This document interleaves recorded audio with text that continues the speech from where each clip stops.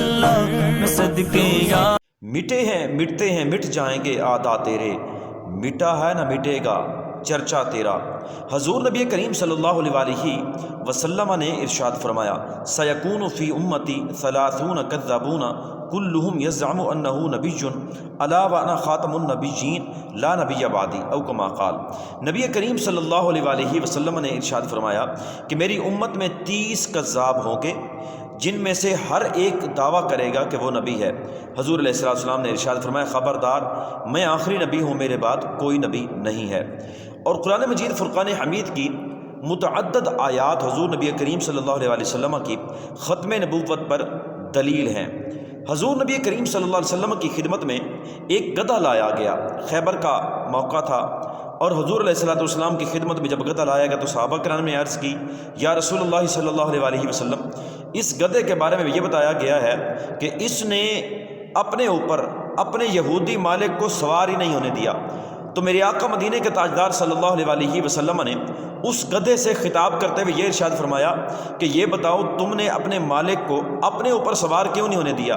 تو اس گدھے نے جواب دیا کہ اے اللہ کے پیارے نبی صلی اللہ علیہ وسلم، میری نسل میں سے 60 ایسے گدھے ہوئے ہیں جن پر فقط اللہ کے نبیوں نے سواری کی ہے، میں اس نسل میں سے آخری گدھا ہوں اور آپ اللہ کے نبیوں میں سے آخری نبی ہیں۔ تو حضور نبی کریم صلی اللہ علیہ وسلم کی ختم نبوت کی گواہی گدھے نے بھی دے دی۔ میں یہ سمجھتا ہوں کہ قادیانیوں کو اس کائنات کے اندر موجود کسی گدھے سے بھی نسبت حاصل نہیں ہے، ان کے اندر گدھے جتنی بھی عقل نہیں ہے کہ جو حضور علیہ السلام کی ختم نبوت کو جھٹلاتے ہیں، اور نہ ہی قادیانیوں کے حامیوں کے اندر کوئی غیرت اور شرم و حیا ہے کہ جو حضور علیہ السلام کی ختم نبوت کے چوروں کو، ڈاکوؤں کو سپورٹ کرتے ہیں اور ان کو تبلیغ کی اجازت دیتے ہیں۔ آئیے ہم چند کلمات اس پر عرض کرنا چاہتے ہیں۔ ہم یہ سمجھتے ہیں کہ کسی ریاست کے اندر کسی وزیر اعظم کی موجودگی میں کوئی دوسرا بندہ کہہ دے کہ میں وزیر اعظم ہوں، یا کسی چیف جسٹس کی موجودگی میں کوئی اور بندہ کھڑا ہو کر کہہ دے کہ میں چیف جسٹس ہوں، میرا کہنا مانو، تم نے میری نافرمانی کی تو توہین عدالت ہو جائے گی، اور وہ بندہ کھڑا ہو کر اگر بڑی بڑی گالیاں دے دے چیف جسٹس کو یا وقت کے وزیر اعظم کو، تو امید قوی ہے کہ اس کو عنقریب ادارے اٹھا لیں گے اور اس کے خلاف جو ہے وہ کارروائی عمل میں لائی جائے گی۔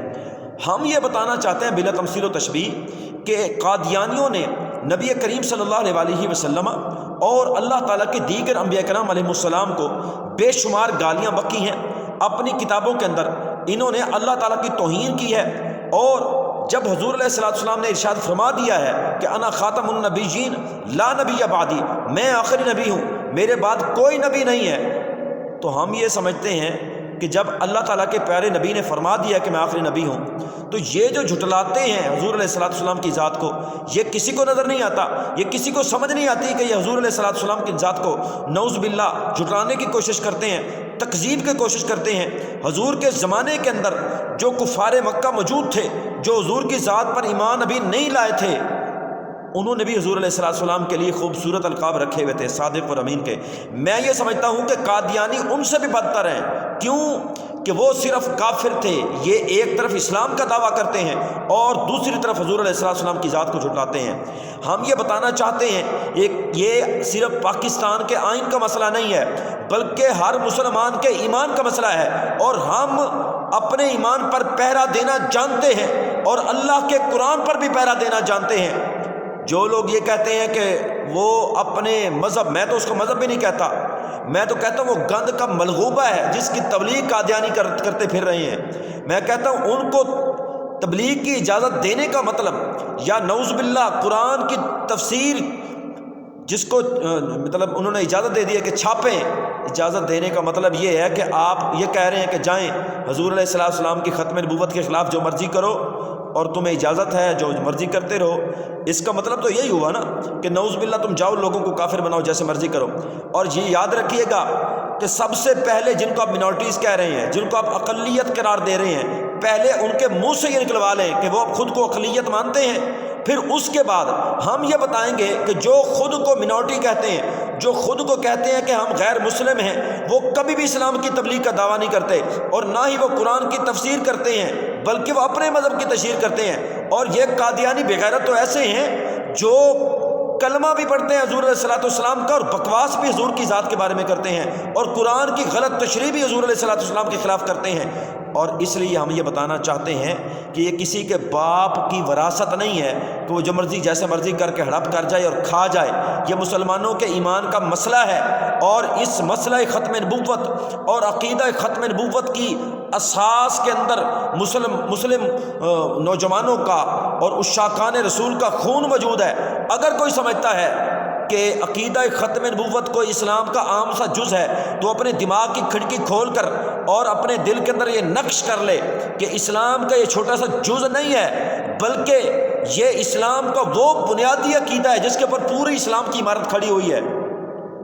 اگر آپ سمجھتے ہیں کہ یہ کوئی عام مسئلہ ہے تو آپ علماء کو بلوائیں اور آپ ان کو بلوا کر ان سے قرآن و سنت کا درس لیں اور سے سنیں کہ جناب یہ مسئلہ عقیدہ ختم نبوت کیا ہے, مسئلہ ختم نبوت کیا ہے, عقیدہ ختم نبوت کیا ہے, وہ آپ کو بتائیں گے. اپنی دم پر پاؤں آ جائے تو منٹ کے اندر آپ توہین قرار دے دیتے ہیں. وہ صدیوں سے حضور علیہ السلام کی ذات کی توہین کر رہے ہیں, آپ ان کو پروموٹ کر رہے ہیں, آپ ان کو کہہ رہے ہیں جاؤ بھائی تم چھاپو اور تمہیں اجازت ہے. 298 B and C یہ حضور علیہ السلام کی ختم نبوت کا قانون ہے. کوئی مائی کا لال کسی کی جرت نہیں ہے اس کو کوئی ختم کر سکے. کسی کے کہنے سے کسی کی قلم سے یہ ختم نہیں ہوگا. اس کی اساس کے اندر, اس کی بنیاد کے اندر مسلم نوجوانوں کا خون ہے. اور اس لیے ہم یہ کہنا چاہتے ہیں شرم کر لو, حیا کر لو. اور ہم ڈرتے نہیں ہیں, ہم حضور علیہ السلام کی ذات پر مرنا اور جینا جانتے ہیں. ہم جانتے ہیں کہ حضور کی ذات پر کس طرح پہرا دینا ہے. مرنا تو ایک دن ہے ہی, پھر کیوں نہ حضور کی ذات پر پہرا دے کر اپنے آخرت سنواری جائے اور دنیا سے جایا جائے. دعا ہے اللہ خلاق کائنات ہمارے ملک پر رحم و کرم فرمائے. وما علیہ الا البلاغ.